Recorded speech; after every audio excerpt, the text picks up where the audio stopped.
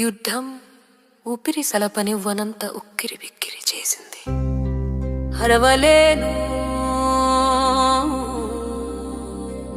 ఎందుకంటే శబ్దమంటే ఇప్పుడు నిప్పు.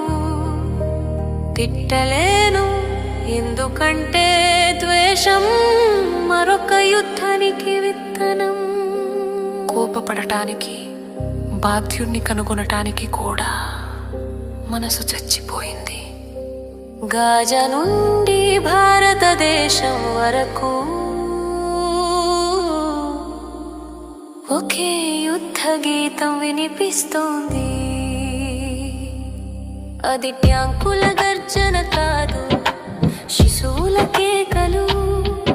అది బాంబుల శబ్దం కాదు, మనిషి విలువనేల కూలిన క్షణ గర్జన.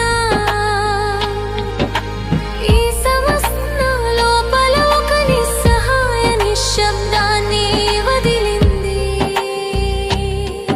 ఆ నిశ్శబ్దం ఒక్కో రాత్రిపత్యమై ఒలకబోసుకుంది. ఒక్కో వాక్యం రక్తపు చుక్కలా జారిపోయింది.